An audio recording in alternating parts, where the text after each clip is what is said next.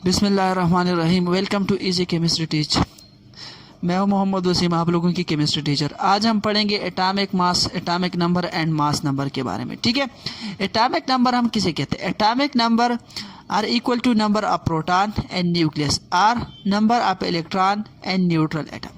हम कहते हैं कि एटॉमिक नंबर बराबर होता है नंबर ऑफ प्रोटॉन। किसी एटम की न्यूक्लियस में जितना नंबर ऑफ प्रोटॉन होता है तो उतना उस एटम का क्या होगा? एटॉमिक नंबर होगा। ठीक है, या किसी न्यूट्रल एटम का जो नंबर ऑफ इलेक्ट्रॉन है वो हम क्या काउंट कर सकते हैं?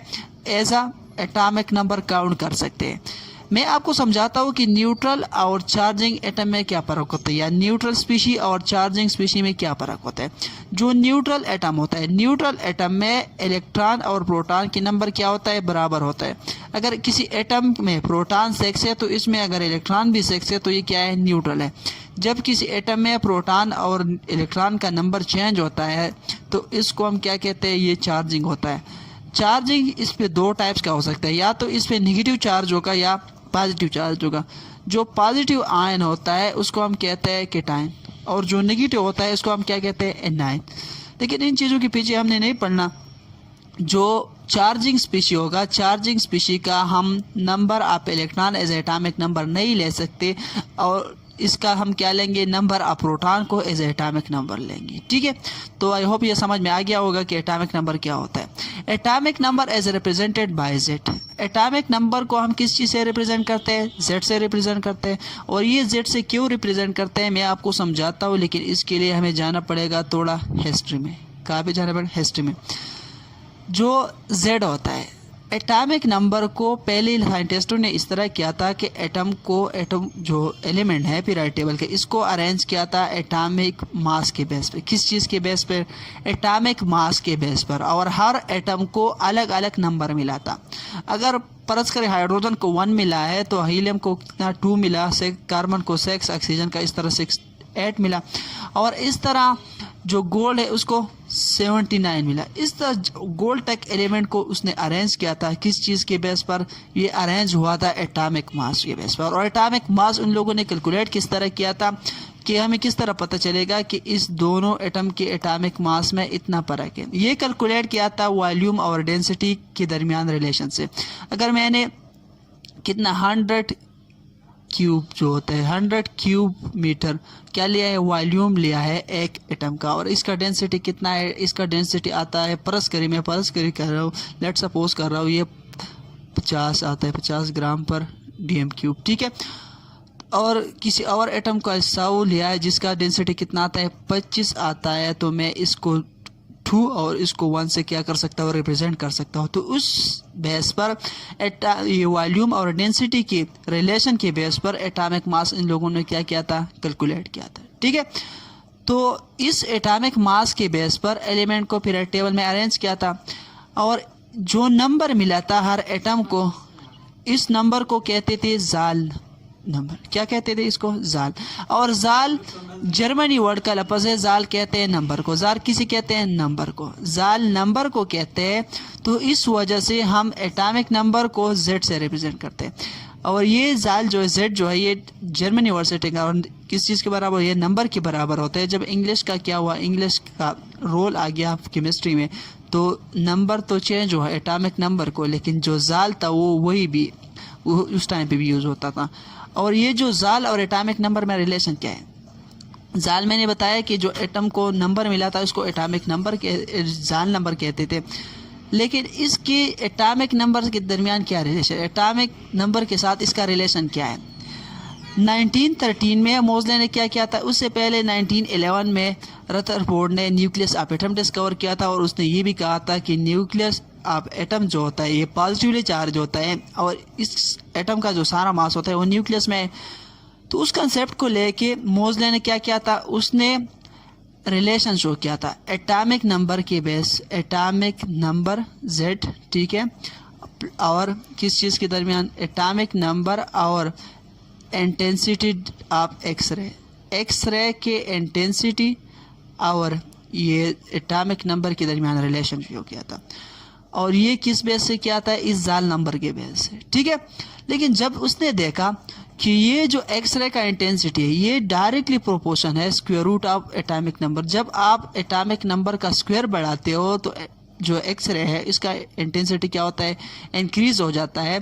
तो इस वजह से उसने क्या कहा था, उसने ये एटॉमिक नंबर है इसको चेंज किया था, एटॉमिक नंबर जाल नंबर को चेंज किया था एटॉमिक नंबर में, ठीक है। तो इसी बेस पर ये एटॉमिक नंबर को हम रिप्रेजेंट करते हैं किस चीज़ से, जेड से। आई होप ये आपको समझ में आ गया हो कि जेड से क्यों रिप्रेजेंट करते हैं, ठीक है। जेड से इसलिए रिप्रेजेंट करते हैं कि जो जाल नंबर मिला था एटम को और एलिमेंट को, जो जाल नंबर मिला था जाल नंबर को कहते थे, और उस नंबर के बेस पर एटॉमिक नंबर का जब रिलेशन शो किया तो एटॉमिक नंबर तो एक्चुअली डिपेंड करता है किस चीज़ पे, नंबर ऑफ प्रोटॉन पे। जितना नंबर ऑफ प्रोटॉन ज़्यादा होता है तो उतना एक्सरे का इंटेंसिटी इंक्रीज हो जाता था। तो उस बेस पर एटॉमिक नंबर और ये जो जाल नंबर ये क्या थे, सेम थे। तो इससे हमने लिया है जेड, ठीक है। उसके बाद आता है मास नंबर पे कि मास नंबर क्या होता है। मास नंबर हम कहते हैं number of proton and neutron in A nucleus. किसी एटम की न्यूक्लियस में प्रोटॉन और न्यूट्रॉन नंबर को, प्रोटॉन और न्यूट्रॉन दोनों नंबर को हम कहते हैं क्या, मास नंबर, ठीक है। और मास नंबर क्या है, ये सिंपल नंबर है जो किस चीज़ के बराबर होता है, किसी एटम की न्यूक्लियस में प्रोटॉन और न्यूट्रॉन के नंबर के बराबर, ठीक है। अगर कोई एटम है जिसका क्या होता है, एटॉमिक नंबर 6 होता है, तो इसका मतलब ये हुआ कि इसकी न्यूक्लियस में कितना प्रोटॉन है, 6। और इसका अगर मास नंबर 13 है या 13 है तो इसमें न्यूट्रॉन कितना हुआ। आप इस तरह करेंगे कि ए जो न्यूट्रॉन नंबर होता है वो बराबर होता है ए माइनस जेड के, किस चीज़ के, ए माइनस जेड। मास नंबर से आप एटॉमिक नंबर माइनस करेंगे तो इससे जो आता है, तो मैं ये करता हूँ 13 माइनस 6 इज इक्वल टू 7। तो इसमें न्यूट्रॉन कितना है, 7 है। तो जो न्यूट्रॉन और प्रोटॉन का नंबर होता है उसको हम क्या कहते हैं, मास नंबर, ठीक है। उसके बाद आते हैं एटॉमिक मास पे कि एटॉमिक मास क्या होता है। एटॉमिक मास जो होता है the mass of an atom, atom की मास को हम क्या कहते हैं, एटॉमिक मास। और कुछ लोग ये मास नंबर और एटॉमिक जो मास होता है इसको सेम समझते हैं, एक समझते हैं, लेकिन मैं ये भी समझाऊंगा कि ये सेम क्यों है, इसमें डिफरेंस क्या होता है, ठीक है। मास नंबर हम किसे कहते हैं, ये हम कहते हैं किसी एटम का मास। और आप लोगों को ये भी पता होगा कि एटम में 3 टाइप्स ऑफ पार्टिकल प्रेजेंट होते हैं। कितने टाइप्स ऑफ पार्टिकल, एक होता है उसमें प्रोटॉन, ठीक है, दूसरा होता है न्यूट्रॉन, तीसरा होता है इलेक्ट्रॉन। इलेक्ट्रॉन का भी मास होता है, न्यूट्रॉन का भी मास होता है और प्रोटॉन का भी मास होता है। तो सारों का जो कलेक्टिवली मास है इस चीज़ को हम कहते हैं एटॉमिक मास। और एटॉमिक मास को हम रिप्रेजेंट करते हैं किस चीज़ में, डाल्टन में या एएमयू में। डाल्टन या एएमयू किस चीज़ का यूनिट है, एटॉमिक मास यूनिट है, ठीक है। और जो डाल्टन होता है या एएमयू है ये बराबर होता है 1 कार्बन 12 की। किस चीज़ के बराबर होता है, 1 कार्बन 12 के। 1 कार्बन 12 का क्या मतलब होता है, जो कार्बन 12 है, कार्बन 12 का मतलब ये है कि जो कार्बन है जिसका एटॉमिक मास कितना है, जो मास नंबर है वो है 12। कार्बन का जो जिसका जो मास नंबर है वो कितना है, 12। तो इसका मतलब ये हुआ कि इसमें 6 प्रोटॉन होगा प्लस 6 न्यूट्रॉन होगा। कार्बन में इसमें क्या होगा, 6 प्रोटॉन प्लस 6 न्यूट्रॉन। तो ये टोटल बराबर होता है 12 की। और इस 12 में से अगर मैं एक हिस्सा उठाऊँ तो इसको मैं कह सकता हूँ 1/12, ठीक है। तो ये जो 1 हिस्सा है कार्बन 12 का, तो उसको हम कहते हैं डाल्टन। ये तो समझ में आ गया हो। इंशाल्लाह हम रिलेटिव एटॉमिक मास में डिटेल से पढ़ेंगे कि 1 कार्बन 12 क्या होता है, ठीक है। लेकिन मैं ये समझाने लगा हूँ कि एटॉमिक मास और मास नंबर के दरमियान रिलेशन क्या होता है, ठीक है, ये समझाता हूँ। तो जो मैंने आपको बताया कि जो मास होता है एटॉमिक मास, ये कंसिस्ट होता है किस चीज़ पे, प्रोटॉन और न्यूट्रॉन एंड इलेक्ट्रॉन के मासेस पे। और मास नंबर किस चीज़ पे डिपेंड करता है, न्यूट्रॉन प्लस प्रोटॉन पे। तो अब इसमें डिफरेंस क्या है, जब हम इलेक्ट्रॉन का मास को ऐड करके प्रोटॉन और न्यूट्रॉन के मास से, तो इस चीज़ को हम कहते हैं एटॉमिक मास, ठीक है। ये समझ में आ गया होगा इंशाल्लाह।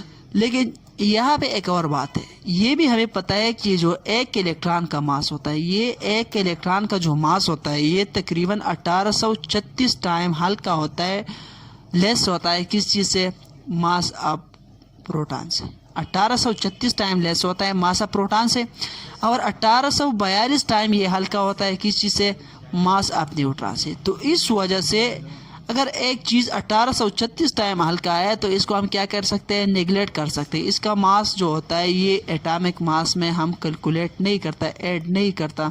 तो इस वजह से मास नंबर जो होता है ये बराबर होता है किस चीज़ के, एटॉमिक मास के, ठीक है, तो इंशाल्लाह समझ में आ गया होगा कि ये था मास नंबर और एटॉमिक नंबर के बारे में, atomic number, mass number and atomic mass के बारे में, कि एटॉमिक नंबर क्या है, मास नंबर क्या है और एटॉमिक मास क्या है। ठीक है, उसके आगे बढ़ते हैं कि ये जो इस तीनों में डिफरेंस फिर क्या हुआ, एटॉमिक मास में, एटॉमिक नंबर और मास नंबर में डिफरेंस क्या होता है।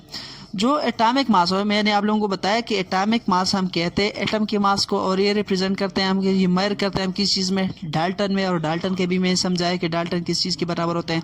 दूसरा आते हैं मास नंबर पे। मास नंबर हम कहते हैं किसी एटम में number of proton plus neutron को हम क्या कहते हैं, मास नंबर कहते हैं। और ये क्या होता है, सिंपल नंबर होता है। क्या होता है, सिंपल नंबर होता है।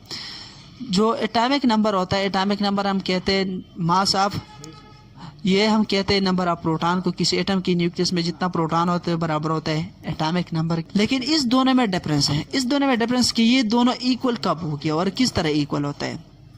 मैंने आप लोगों को बताया कि 1 प्रोटॉन का जो मास होता है वो कितने बराबर है। ये बात तो समझ में आ गया होगा आप लोगों की कि जो प्रोटॉन इलेक्ट्रॉन का मास इतना कम है कि हम काउंट नहीं करते, तो इस वजह से एटॉमिक मास में ये इलेक्ट्रॉन का मास नहीं काउंट होता, तो इस वजह से मास नंबर किस चीज़ के बराबर आता है, एटॉमिक मास के। लेकिन मैं ये समझाता हूँ कि ये एटॉमिक मास जो होता है इसका यूनिट क्या होता है, डाल्टन होता है, और ये मास जो होता है ये नंबर होता है। तो ये किस तरह होता है, मैंने आप लोगों को बताया कि जो 1 प्रोटॉन होता है उसका एक्चुअल मास होता है 1.67 with 10⁻24 ग्राम, -24 ग्राम के बराबर। 1 प्रोटॉन के मास कितना होता है, 1.67 with 10⁻4 -24 ग्राम की।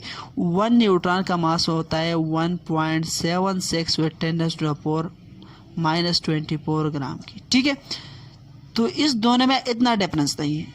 ये जो होता है 1 ग्राम जो होता है, 1 ग्राम बराबर होता है, 1 ग्राम जो होता है ये बराबर होता है 1.67 with 10⁻4 -24 AMU की। किस चीज़ की, 1 AMU किस चीज़ के बराबर होते हैं, 1.67 with 10⁻4 -24 ग्राम की।